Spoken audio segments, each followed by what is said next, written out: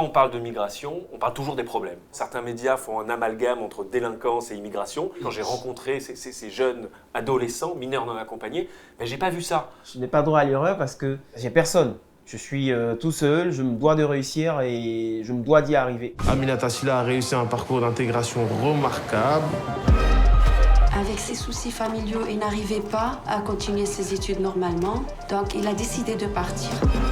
Tout va bien, c'est l'histoire de 5 jeunes qui arrivent dans un pays qu'ils ne connaissent pas, qui découvrent des langues et donc qui essaient de s'en sortir, d'avoir une nouvelle vie, d'avoir une vie meilleure. Quand je suis arrivé en France, au début c'était assez compliqué parce que quand on regarde tout ce qu'on nous a décrit, tout ce qu'on nous a vendu depuis le pays et tout, quand tu arrives parce que tu es bon, tu vas tout de suite percer dans le foot parce que tu vas te faire repérer. C'est pas forcément ce qu'on retrouve voilà, quand on arrive et on se pose mille et une questions. Junior, c'est un des premiers jeunes que j'ai rencontrés. Et Junior revenait du lycée hôtelier. Il était tout chic, tout beau, en costume cravate.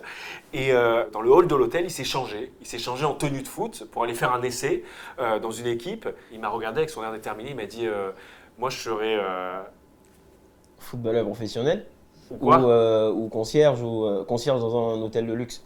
Et il avait 16 ans. En fait, ces adolescents qui ont entre 14 et 19, pour toi, à la fin du film, en fait, sont confrontés, alors qu'ils sont des enfants, à des situations d'adultes. En fait, ils doivent répondre à la police, aller au juge, trouver une place à l'école, trouver un patron, un apprentissage.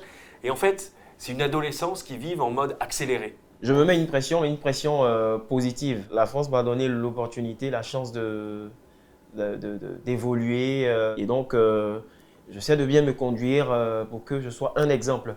Quand on voit un patron, comme il le dit si bien, Samuel Eto'o, ça nous inspire. Je pense que c'est important, peut-être même nécessaire, de faire un film et de réaliser un film comme Tout va bien en ce moment. Parce que le film parle différemment de l'immigration. Il parle différemment juste parce qu'au lieu de s'intéresser à des généralités, au lieu de s'intéresser qu'aux problèmes, il raconte des histoires de garçons et de filles qui ont l'âge de nos enfants, qui sont des adolescents. Et ça permet aussi de mettre des visages sur les étrangers, sur ces immigrés, et de mieux les comprendre, de mieux les connaître. Et je crois que c'est ça qui peut être intéressant dans le cinéma, c'est de rentrer à un moment dans la vie de certaines personnes et de mieux les connaître.